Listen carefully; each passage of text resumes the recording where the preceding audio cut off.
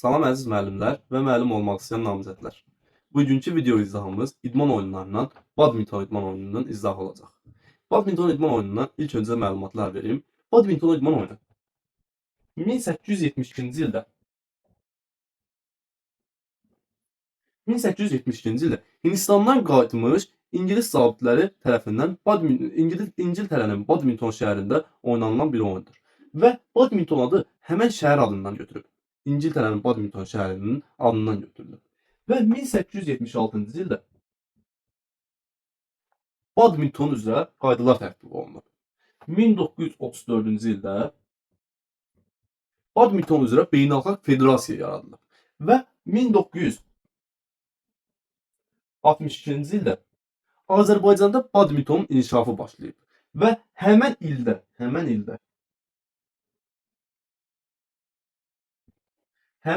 də Azərbaycanda federasiya yaranıb. Və 1992-ci ildə ilk dəfə badminton üzrə yay olimpiya oyunları keçirilir. Və Azərbaycan idmançılar göndərib, badmintondan idmançılar göndərib 2021 yay olimpiya oyunlarına ilk dəfə Azərbaycanda idmançılar göndərib. Və Azərbaycana Nazim Əliyev gətirib, ilk dəfə Nazim Əliyev badmintonu gətirib. Badmintonda tarixlərdən məlumat bu qədər. Keçək badmintondan oyun qaydalarına.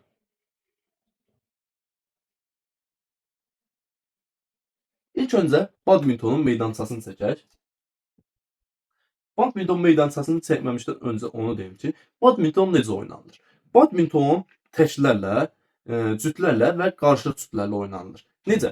Meydançada təklər dedikdə həm tək, məsəl üçün kişilər, məsəl üçün öz meydanında bir kişi, rəqiq meydanında bir kişi, təklər və yaxud da bir qadın, bir qadın. Təklər dedikdə bu. Cütlər dedikdə bir kişi, iki kişi öz meydanında A komandası, iki kişi B komandası. Qarışıq cütlər dedikdə isə bir qadın, bir kişi A komandası, bir qadın, bir kişi B komandası. Bu cür oynanılır. Və ilk öncə meydançanın ölçülərini deyək.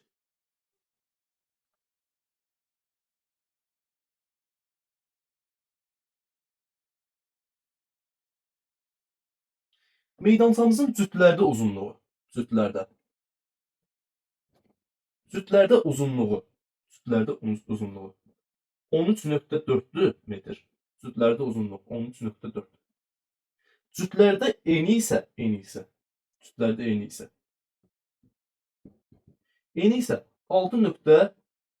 6,1 metrdir. Eni. Bu cütlərdədir. Amma təklərdə isə uzunluq olduğu kimi qalır, 13.4. Həm təklərdə, həm cütlərdə uzunluq olduğu kimi qalır, 13.4 metr, 10.4 metr. Amma eni isə 5,18 metr olur. Eni isə 5,18 metr. Və meydançanın mərkəzində tor çəkilir. Bu tor meydançanı iki bərabər hissəyə bölür. Və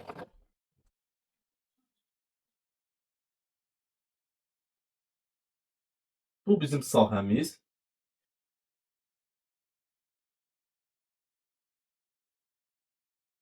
Bu bizim isə, bunlar isə bizim sağ, sol. Bu bizim isə servis edilən sahəmiz. Və bu bizdə servis sahəmiz 3.96, 3.96, 1.98 də boş sahəmiz. Və əlavə olun, meydançada bildik, cütlərdə və təklərdə uzunluq dəyişməz qalır, cütlərdə də təklərdə də 13.4. Amma cütlərdə eni 6,1 metr, təklərdə eni isə 5,8 metr, 5,18 metr. Əlavə olaraq torumuzun hündürlüyü, torumuz dirəklərdən asılır, dirəklərin hündürlüyü 1.55 və torumuzun da dirəklərdən asılmış hissəsi hündürlüyü yerdən 1,55 metr. Amma ortada isə 1,52 metrdən az olmalı deyil. Məsəl üçün Adicə nəsə uzun çəkəndə ip çəkirik. Məsəl üçün, orta görürük ki, adicə ipdə belə təqribən sallanır. Burada da həmçinin ortada biraz aşağı enmiş olacaq. Ona görə 1.52 metrdən aşağı olmalı deyil. Dirəklər də 1,55 metrdən yuxarı olmalı deyil. Torumuzun eni, torun eni 0,76 metr. Yəni 76 santimetr. Və torun uzunluğu cütlərdə də, təklərdə də. Torun uzunluğu cütlərdə də, təklərdə də 610 santimetr. Yəni 6,1 metr. Bu torumuzun uzunluğu.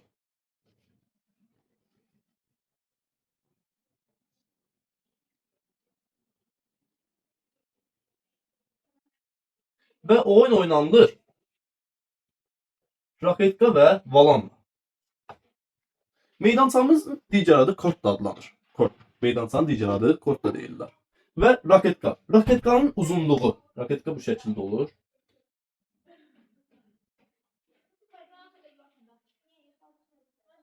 Raketkanın uzunluğu 65 uzunluq. 65 onda 5 eni 23 santimetr. 65 onda 5 metr. Santimetr, üzr istəyirəm. Santimetr 65 onda 5 santimetr. Eni 23 santimetr. Çəkisi isə 135 190 qramdır. Bu bizim raketkamız. Balan. Üzr istəyirəm. Düşdü. Balan. Balanın çəkisi 4,74 5 onda 5 qram. Lələklərin sayı 16 olur. Buna balona tük topu da deyirlər. Lələkləri olduğuna görə 16 lələklərin sayı olur. Və diametri isə 3,5 santimetr olur. Balanın. Bu bizim ölçülərimiz.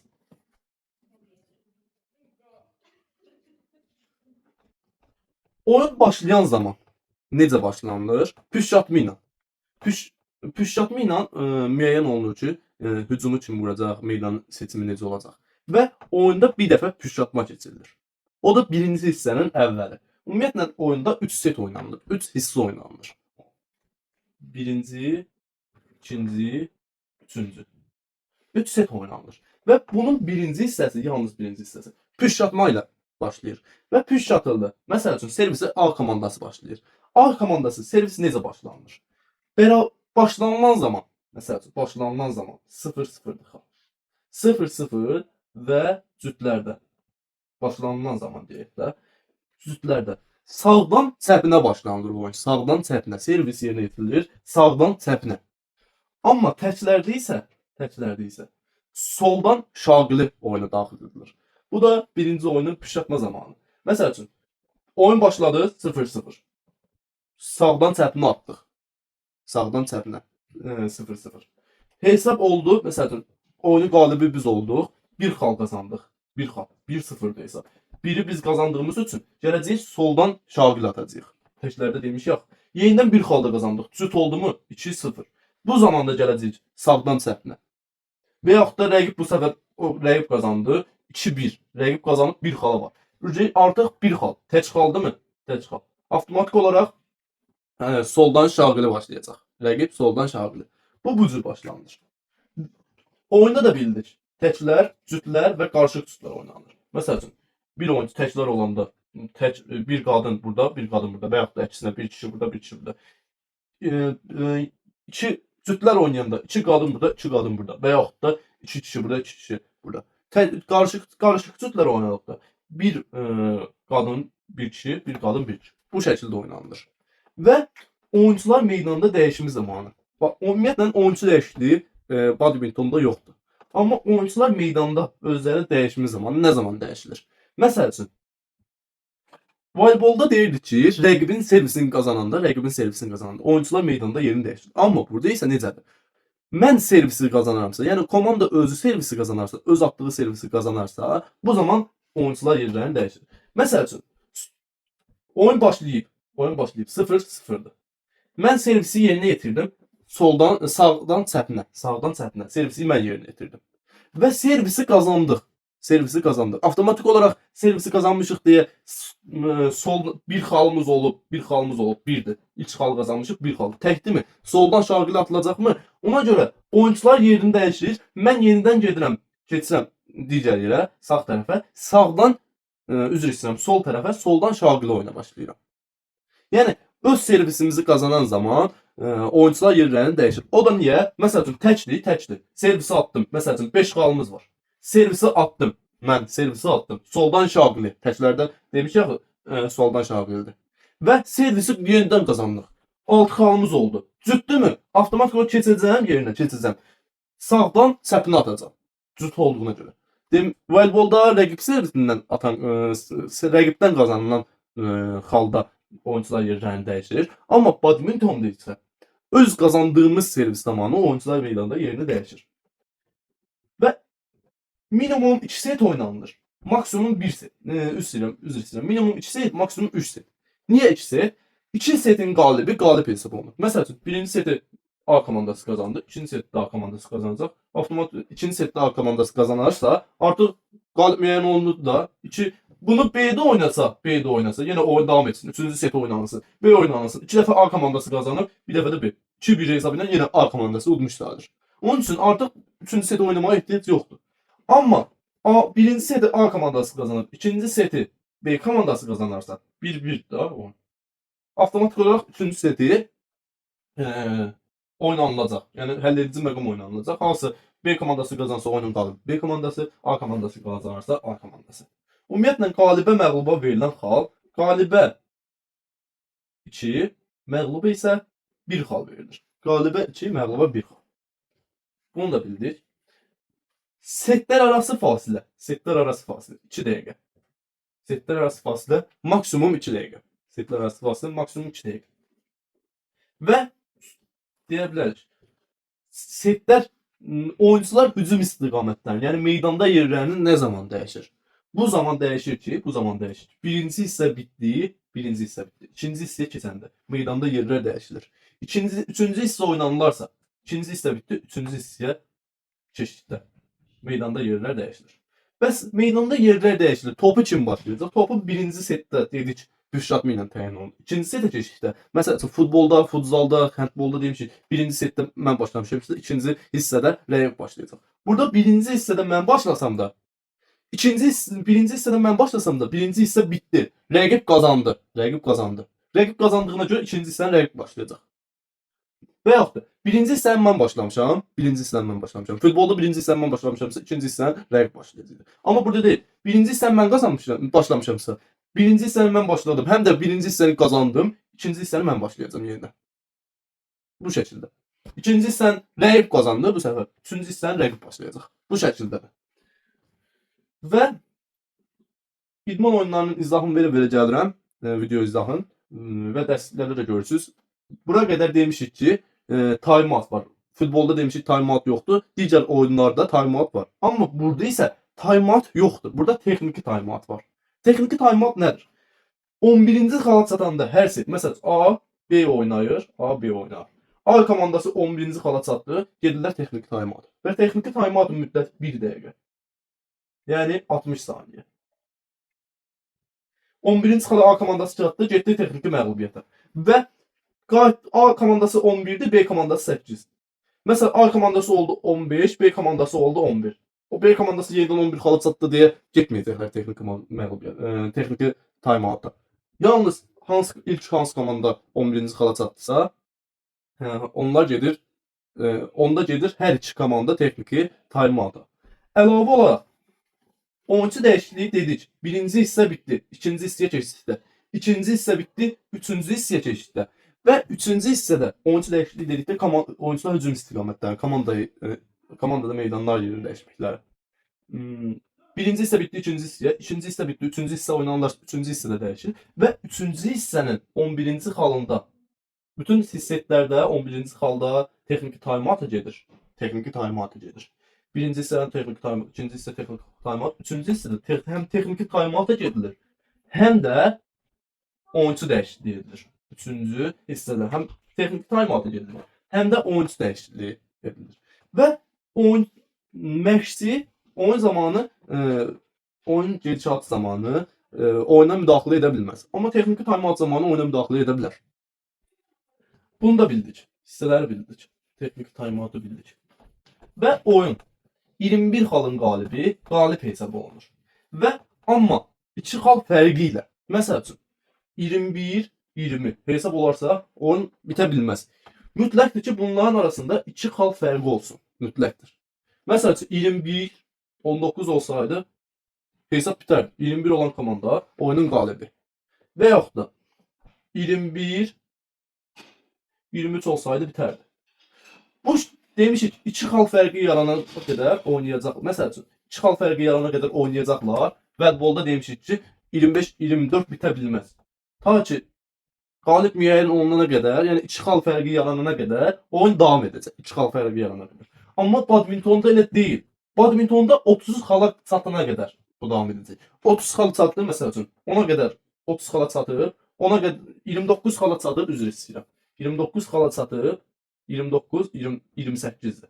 Hələ aralarında 2 xal fərqi yoxdur, 1 xal fərqidir. Məsəl üçün oldu 29-29, oyun bərabərlikdir. Və oyun 30 oldu, 30 oldu, 30-29. Hə deyəcək ki, 2 xal fərqi yaranmayıb, oyun davam etsin. Xeyr, 30-cu xala çatan artıq olur qalib. 21 xala çatan qalib olunur 2 xal fərqi ilə. 2 xal fərqi yaranana qədər oynayır. Məsəl üçün 23, 25, 23 oldu, 2 xal fərqi yaranıb avtomatik komanda qalib olacaq. Və yaxud da 27, 25 qalib olub, 2 xal fərqi var, qalib olunur. 26, 24, 2 xal fərqi var, qalib olunur. Amma 28, 27, 2 xal fərqi yoxdur. 29, 28, 2 xal fərqi yoxdur. 30, 28 olarsa 2 xal fərqi var, oyunun qalibi. 29, 29 olarsa bərabərlik. 30, 29 olarsa daha 2 xal fərqi gözlənilmir. 30 xala çatan komanda qalib hesab olunur. Bunu da bildik.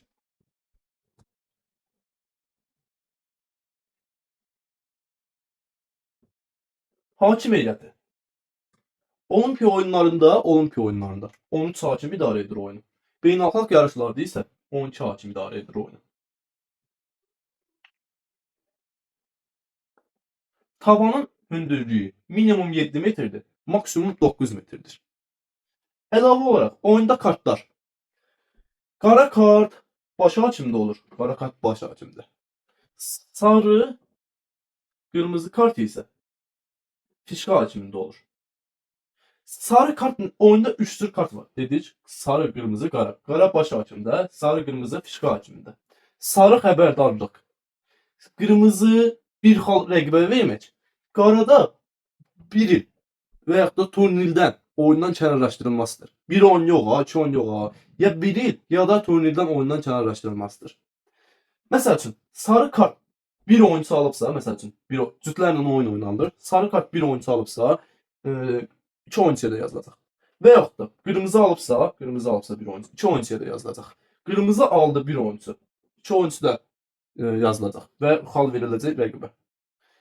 Bir əlavə plus da ikinci qırmızı alındı, bir oyunçu məsəl üçün, eyni oyunçu. Qırmızı plus alındı, avtomatik olaraq həmən oyunu bir qara kart veriləcək. Qara kart veriləcək və oyunçu oyundan kənarlaşdırılacaq. Və bu yerdə qalan oyunçu məsələn cütlərdən söhbət gedir ha. Yerdə qalan oyunçu deyəcək ki, mən davam edirəm. Xeyr, elə bir şey yoxdur. Hər ikisinə aiddir bu. Yəni avtomatik oyun dayandırılacaq. Həmin komandaya texniki məğlubiyyət veriləcək. Badmintondan bu qədər.